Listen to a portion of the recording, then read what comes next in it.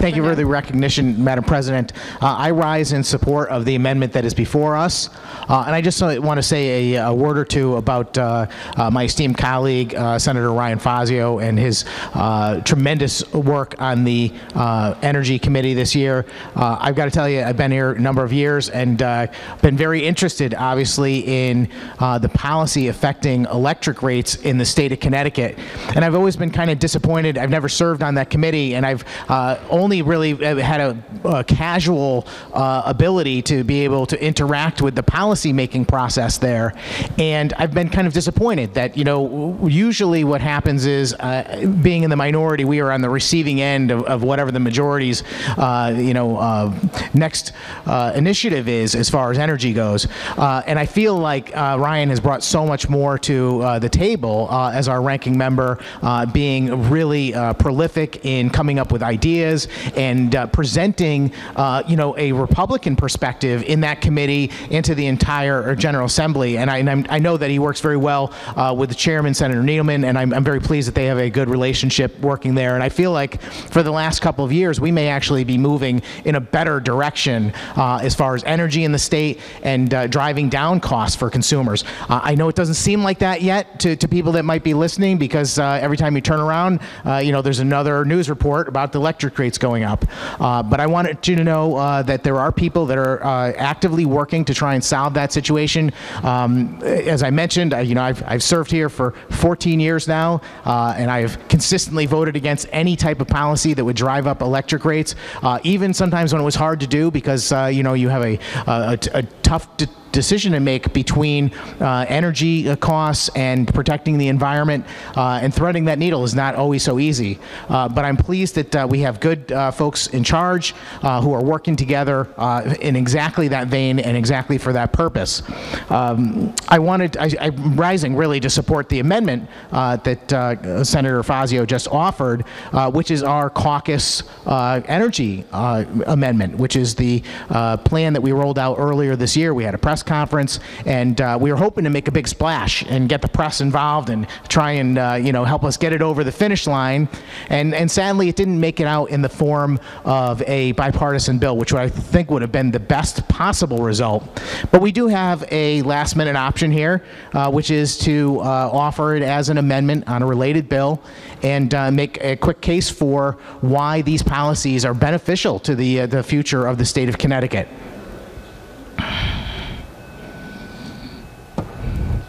At any rate, I wanted to just ask a few questions of Senator Fazio, just to kind of tease out the bill a little bit more, because it is 5 pieces from what I understand. And the first one is about limiting future power purchase agreements so that no contract can be for more than 150% more than the wholesale electric market price. And I'm just curious if maybe he can elaborate a little bit more on the logic behind that, through you, Madam President. Thank you. Senator Fazio. Thank you, Madam President. Thank you to the good senator for his comments. They're much appreciated, and thank you also for the question. There are times when our state government should go around the normal kind of competitive, short-term, but open and free energy procurement market to do direct long-term contracts for electric generation. There's reliability concerns to our grid, where sometimes we need to provide a long-term fixed rate to certain providers. Sometimes there needs to be a little extra juice or subsidy for a certain type of energy generation. Maybe it's better for air quality or the environment generally.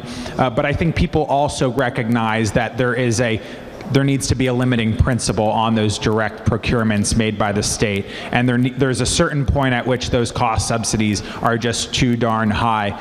I think when you could buy the same commodity for 1/3 or 1/4 of the price in the open market as you could directly with one counterparty, with a certain industry or company, it's just bad standard operating procedures. So this amendment seeks to provide a limit on direct procurements made by the state government that have to be paid by electric consumers every month in their electricity bill.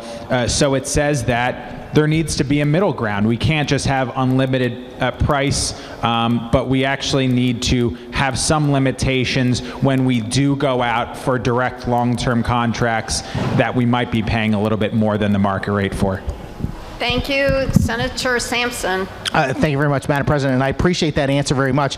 You know, just looking at it, I see 150%. It makes me wonder what exactly kind of rates we're paying for energy now, and I'm wondering if the good senator can share any of that information through you. Senator Fazio. Thank you, Madam President. Thank you, Senator, for the question. There are procurement authorities, like I described at the beginning of the debate for solar, that can go up to, say, $320 per megawatt hour compared to kind of $30 to $50 for the wholesale market. Those are residential, smaller project, but it's 250 megawatts in a 5,000 megawatt grid, so it's not nothing.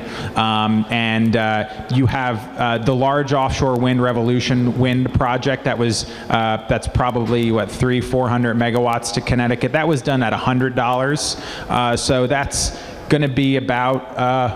That's going to be about 200, a little more than 200% more than the wholesale market.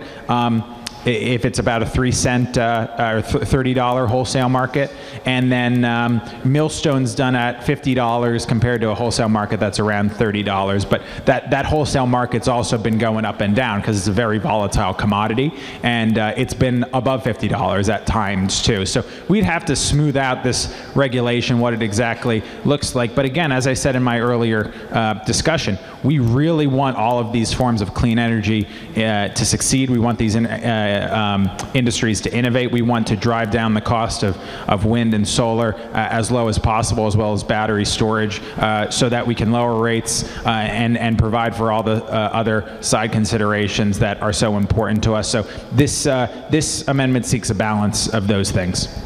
Thank you, Senator Sampson. Thank you, Madam President, and I appreciate that answer as well.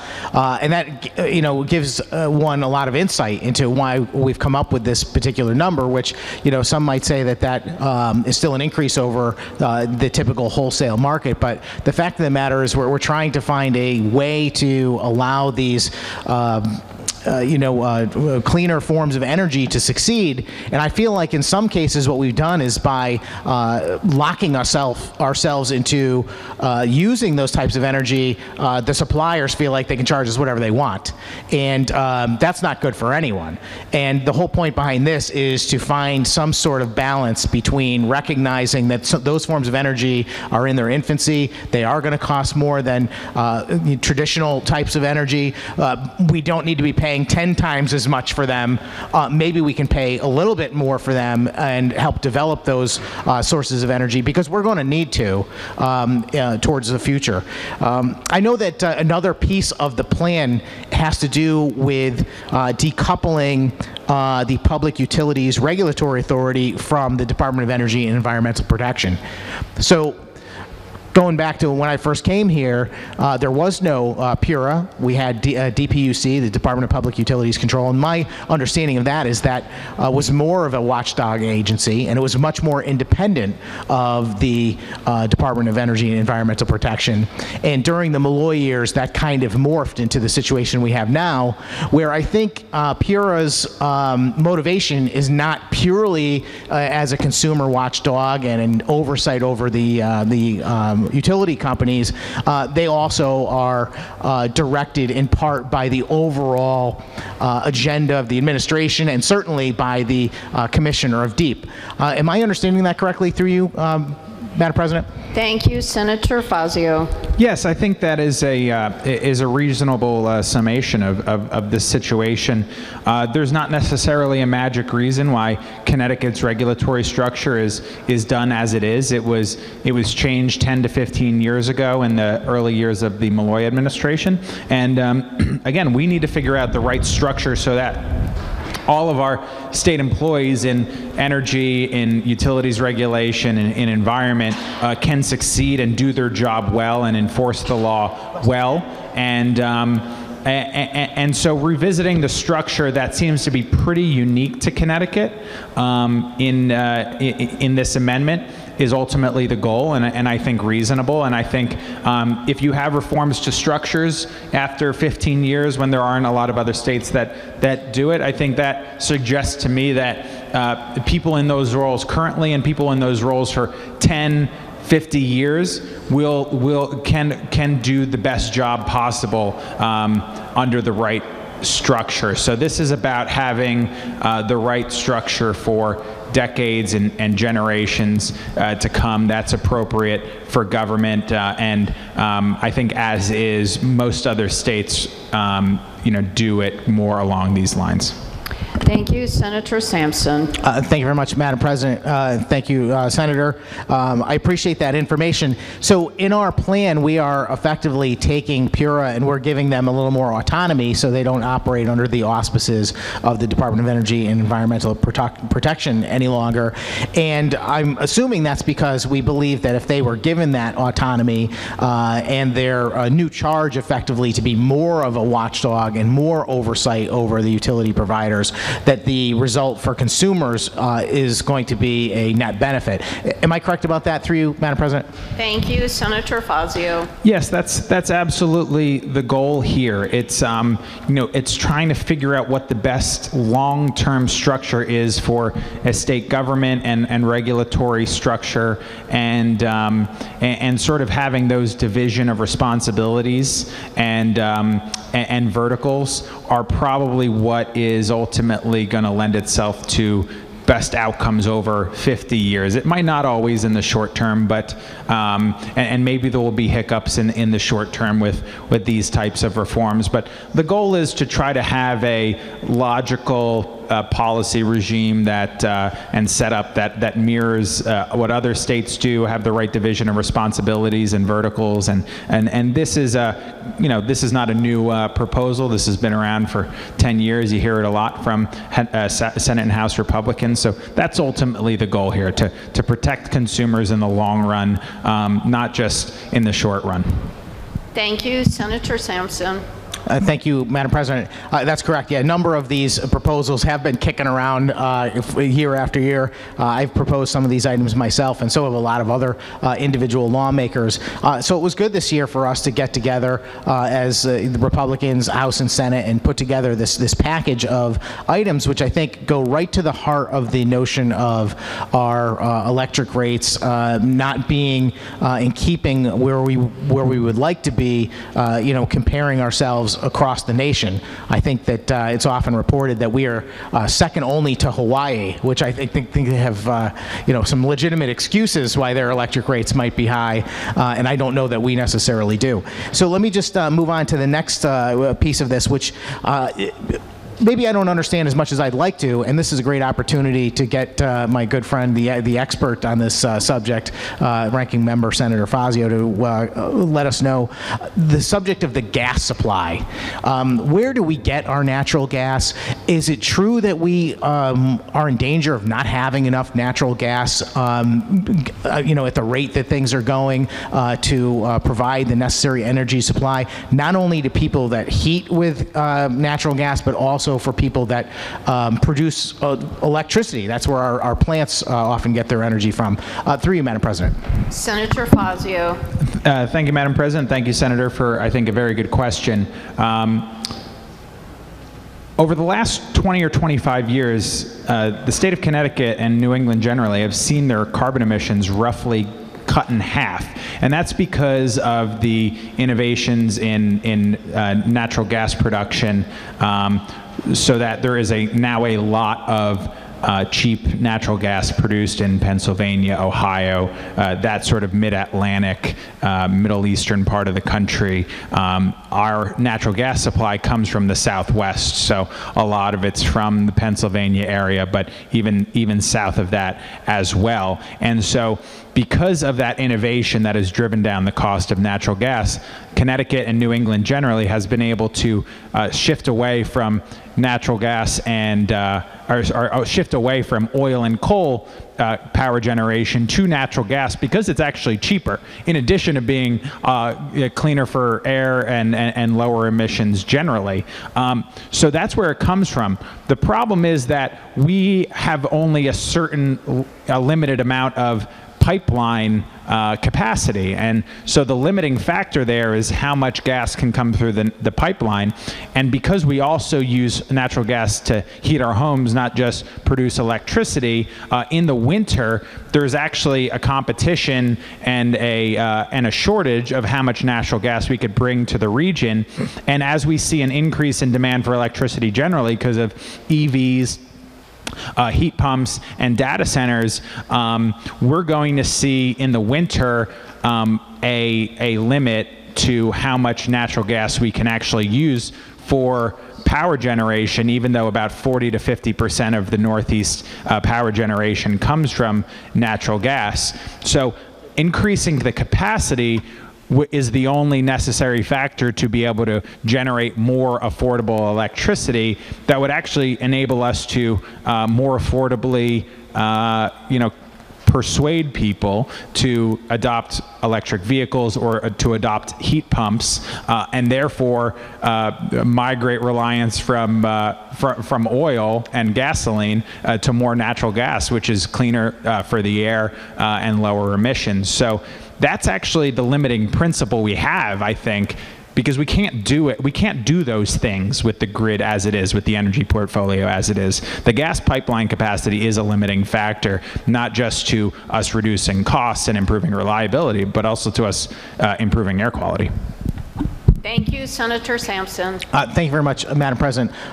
Thank you very much for that insight. And it really does paint the picture and let us understand, what our goals ought to be going in the future and why we've developed this, plan to kind of move us into the next generation of how electricity should be generated in the state of Connecticut. One of the key ingredients of this policy is also to start to develop other forms of clean energy, which have been somewhat ignored, I think, by the majority in favor of things like solar and wind. But I think completely viable are also hydropower and nuclear. And I think there is a goal for us to start to remind people that those are also forms of clean energy, and they should also be treated with respect and become a part of our kind of all of the above approach to energy production in the state. So my last question for the good senator really is just maybe some clarification on what the desire and purposes of moving us to include nuclear and hydropower as part of our clean energy portfolio. Through you, Madam President. Thank you, Senator Fazio. Thank you, Senator Sampson. That is a good question. Hydropower, nuclear power are zero carbon, good for the air, good for emissions, and they're more reliable than intermittent sources of clean energy, which only run when the sun shines, when the wind blows. They don't require as much battery backup, which is costly on top of it. They don't require as much new distribution and transmission investment. So it's we're not asking them to get a special benefit over wind and solar. Actually, even with this reform, they wouldn't. We're just asking them to get equal footing within the renewable portfolio standard. Good for the environment, good for the electricity grid. Thank you. Will you remark further on the amendment, Senator Sampson? Thank you, Madam President. I was done asking questions, but I just have a quick comment to make, Please and then I'll wrap it up. So thank you very much for the indulgence, and I appreciate the good ranking member for his insight, his very much more deep knowledge of this subject than I have, and for sharing it with the rest of the circle today and the folks that are listening. Those are 4 of the pieces of our 5-piece plan, and just to go over them again. one of them is to limit those power purchase agreements to something much more reasonable than what we're paying for different types of clean energy now, which can go into the 1,000% range at in some cases. Another thing would be to decouple the state agencies involved in the oversight of the utility companies, and then as we just discussed, talking about increasing our ability to use and obtain more natural gas, and then finally to consider hydro and nuclear power as part of our clean energy portfolio. All of those things together combined will absolutely reduce the cost of energy in the future, and maybe even just as important, make sure that we have a sustainable grid long into the future. And I'm very excited that we were able to come together as a Republican caucus in both chambers to support this endeavor, and hopefully we can bring our colleagues in the majority over next year to support much or all of this with us. I saved the last one for me personally, because I didn't need to ask Senator Fazio about it, because this is nuts and bolts, not even about energy, it's about what's right. And that is that one of the reasons that our electric rates are so high in the state of Connecticut is that your electric bill contains a lot of things that do not contribute to the cost of electricity. We're putting effectively other costs that the state should address in the form of budget items, and they show up in your energy bill, and that's just inappropriate. So that's the fifth leg of our five-legged stool. I don't know if they make those, but in this particular case, our plan has 5 parts, and that's the last part, which is to get rid of those hidden charges, taxes, and fees that do not belong on an electric bill, and have them addressed properly by virtue of the budget writing policy that we do here in the state of Connecticut. I wholly endorse this amendment, Madam President. I strongly suggest my colleagues across the aisle also support this. Really, if you want to see electric rates come down and have a more sustainable grid in the future, it's an easy yes vote. Thank you. Thank you.